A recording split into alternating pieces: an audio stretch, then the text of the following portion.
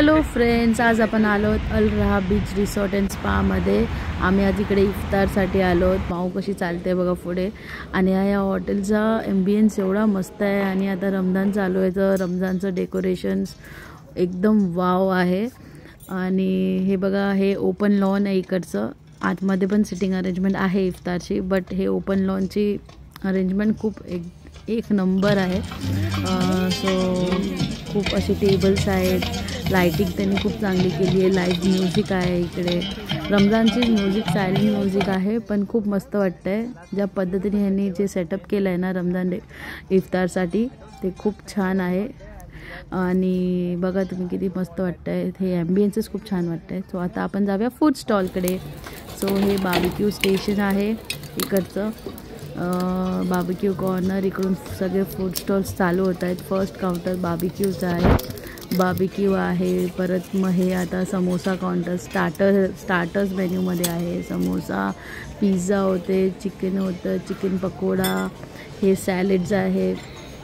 खूप छान छान ऑप्शन्स आहेत। मग हे सगळे काउंटर होते इथे, म्हणजे सगळ्या कंट्रीचे काउंटर होते। इंडियन फूड होतं, फिलिपिन्स फूड होतं, चायनाचं स्टॉल होता वेगळा। हे आपले इंडियन बिर्याणीज, इंडियन फूड्स अँड हे चीज कॉर्नर।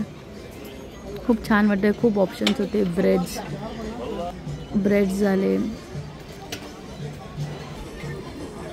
हे स्टॉल्स खूप मस्त होते, कस्टमाइज आपण त्यांच्याकडून बनवून पण घेऊ शकत होतो, म्हणजे काही असू दे।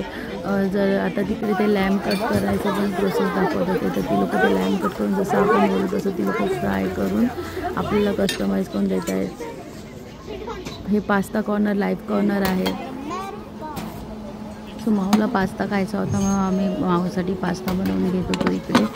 मग मुलांचं कसं असतं ना, जे घरी आपण नेहमी जेवतो ते त्यांना बाहेर गेलं ते काहीतरी वेगळंच खायचं असतं। तर माऊला पास्ता खूप आवडतो, ती पास्ता खायला तिच्यासाठी मग कस्टमाइज पास्ता।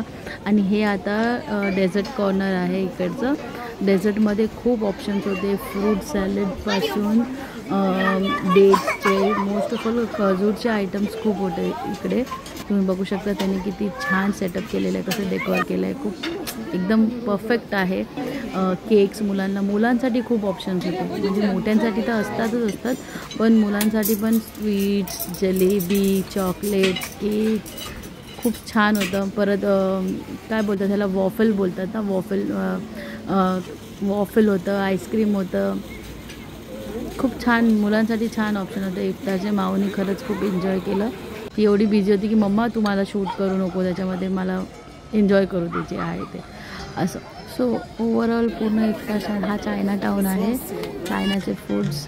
आणि ओव्हरऑल इथे ॲम्बियन्स बघा किती छान वाटतंय, मस्त वाटतंय। सो असा होता आमचा इफ्तारचं डिनर। आणि आता आम्ही घरी चाललो। See you in next blog.